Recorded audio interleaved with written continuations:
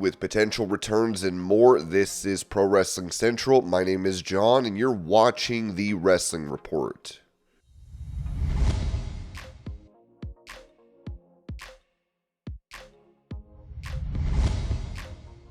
Going over a rumor that AEW star Will Ospreay suffered a hip injury, Sean Ross Sapp of Fightful Select noted that he's working, brother. He's naturally beat up from the things that his style causes. But everyone we spoke to said he was fine afterwards.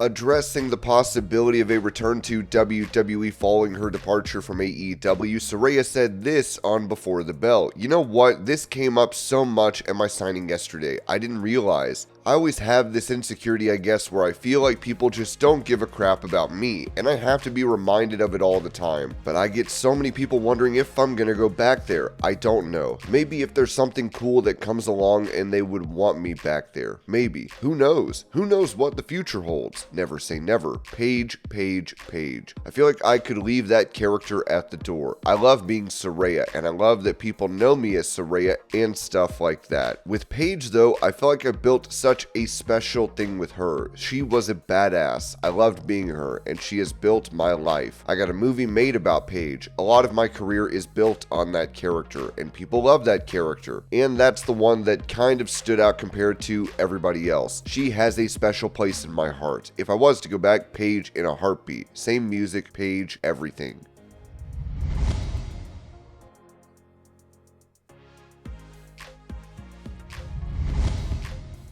Staying on the topic of Saraya returning to WWE, Dave Meltzer said this regarding her being cleared by the company to wrestle again, noting in the Wrestling Observer newsletter, given she wrestled for the past few years, their doctrine of saying they would never clear her, as it was a few years back, would likely change. She does have a name and history, and short term, a return would be seen as a big thing.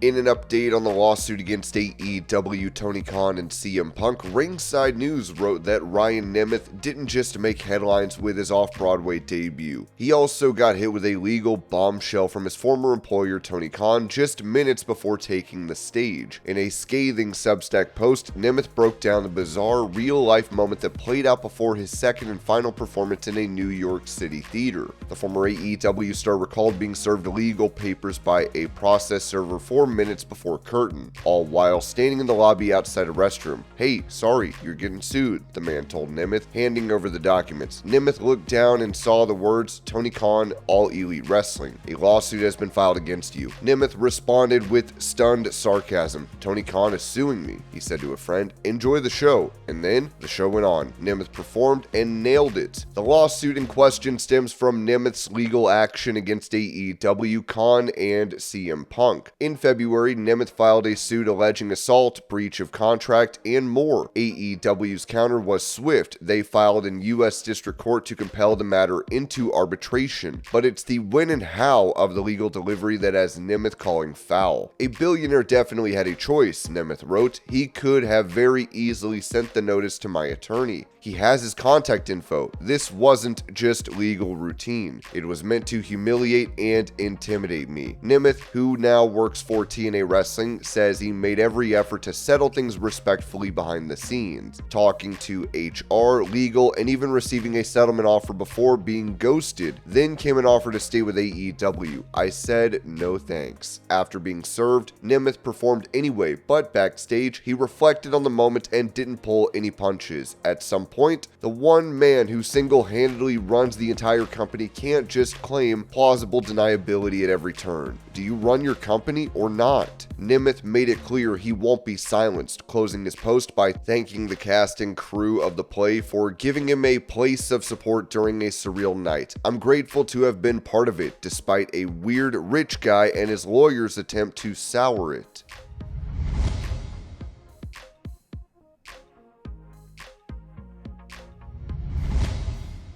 When it comes to the possibility of a star returning to WWE, Ringside News noted that, according to a report by WrestleVotes Radio, it was noted that WWE is interested in bringing back Miro to the company. While no deal is currently in place and it's not expected to be imminent, sources believe an agreement could be reached by the end of 2025. Miro joined AEW in September 2020, earning a 7-figure salary, with his original contract set to expire in the spring of 2022.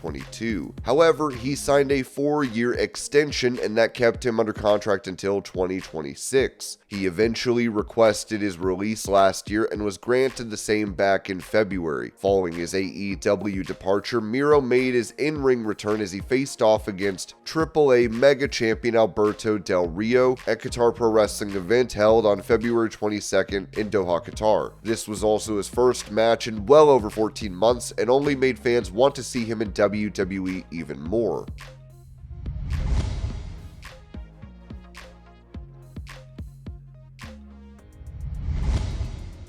Reacting to her recent firing from TNA Wrestling, Gail Kim wrote this on Instagram. "Just wanted to say thank you to the fans, friends, and especially my peers for all the support you have given me over the last few days. I've received such an enormous amount of love, and it really has helped process this change for me. More than anything, I'm grateful for all the years and opportunities I was given to help build something I always dreamed of. The Knockouts division is and will always be my heart and all the women who were a part of it. This will not end my passion or my love for wrestling, and this is not the end of Gail Kim in the wrestling world. You don't put in 17 years in one company and stop when you are this passionate. I look forward to sharing my journey and am taking some time for myself to prepare for what's ahead. Looking forward to the future."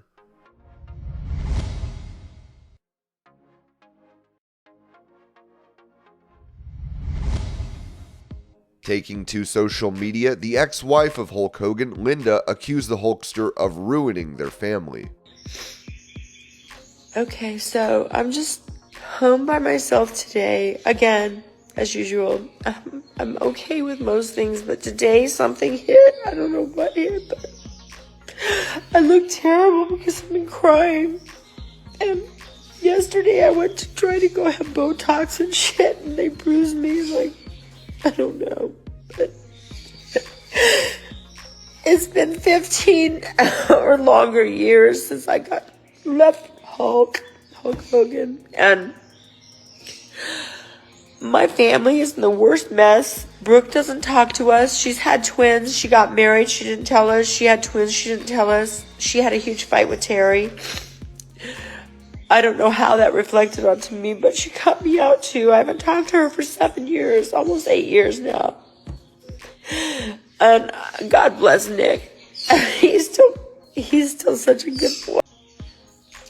I've never put a Facebook post out like this with my ugly face and my crying face, but I have to be honest about what I went through in my marriage with Terry as Hulk Hogan, and what it entailed and what it has caused over the years and everything else. He's a complete liar. He is a sex addict. Your face out there and know that all these horrible things are going on behind the scenes. Yet he marches on. He marches on like, yeah, oh, I'm promoting my own beer, real American beer. Yeah, look at me. Woo! Yeah, he's such a hero, right? Not.